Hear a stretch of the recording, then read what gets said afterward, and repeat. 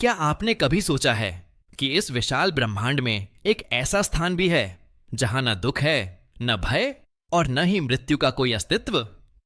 सनातन धर्म के पवित्र ग्रंथों में एक ऐसे ही दिव्य लोक का वर्णन मिलता है जिसे वैकुंठ धाम कहा जाता है। यह वही स्थान है जहां भगवान विष्णु अपने अनंत तेज और दिव्य स्वरूप के साथ निवास करते हैं और उनके साथ माता लक्ष्मी भी विराजमान रहती हैं। कहा जाता है कि वैकुंठ धाम केवल एक स्थान नहीं बल्कि एक ऐसी दिव्य अवस्था है जहां पहुंचने के बाद आत्मा को जन्म और मृत्यु के चक्र से मुक्ति मिल जाती है। लेकिन सवाल यह है, वैकुंठ धाम का रहस्य क्या है और कौन पहुंच सकता है इस दिव्य लोक में? आइए इस अद्भुत रहस्य को समझते हैं। बहुत समय पहले, जब सृष्टि की रचना भी नहीं हुई थी, तब केवल एक ही परम शक्ति का अस्तित्व था। उसी परम शक्ति से सृष्टि का विस्तार हुआ। पुराणों में बताया गया है कि भगवान विष्णु क्षीरसागर में शेषनाग पर शयन करते हैं। उनके नाभि से एक दिव्य कमल प्रकट हुआ और उस कमल पर प्रकट हुए सृष्टि के रचयिता ब्रह्मा जी। ब्रह्मा जी ने उसी कमल पर बैठकर इस संपूर्ण सृष्टि की रचना की। लेकिन जिस दिव्य लोक से यह सब प्रारंभ हुआ वह वैकुंठ धाम ही माना जाता है। वैकुंठ धाम का वर्णन पुराणों में अत्यंत अद्भुत और अलौकिक रूप में किया गया है।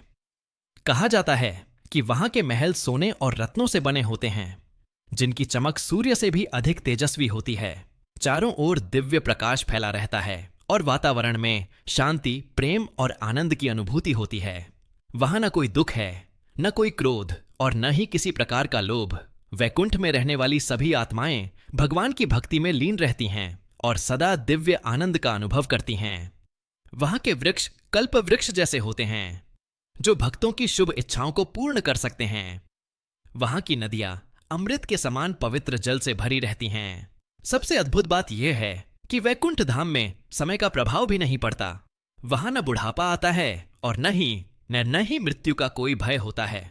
वैकुंठ धाम के प्रवेश द्वार पर 2 महान द्वारपाल रहते हैं, जिनका नाम है जय और विजय। इनका कार्य यह सुनिश्चित करना होता है कि केवल योग्य आत्माएं ही वैकुंठ में प्रवेश कर सकें।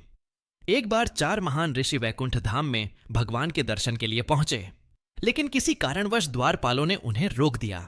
इससे क्रोधित होकर ऋषियों ने उन्हें श्राप दे दिया कि उन्हें पृथ्वी पर जन्म लेना पड़ेगा।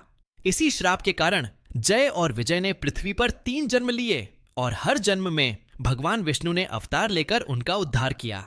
यह कथा हमें यह सिखाती है कि वैकुंठ धाम में प्रवेश भी धर्म और नियम के अनुसार ही संभव है।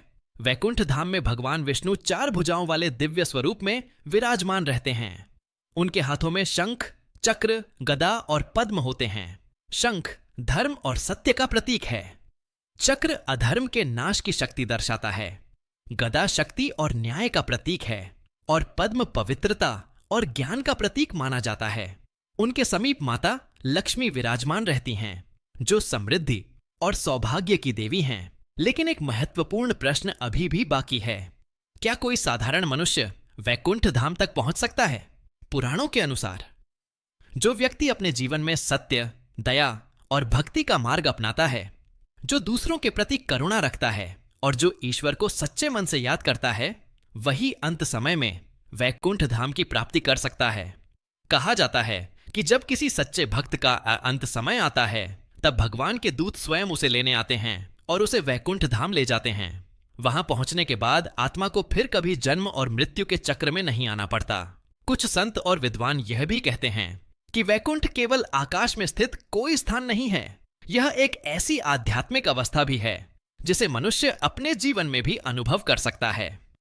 जब मनुष्य अपने मन से क्रोध, लोभ और अहंकार को दूर कर देता है और प्रेम, भक्ति और सत्य का मार्ग अपनाता है, तब उसका मन ही वैकुंठ बन जाता है।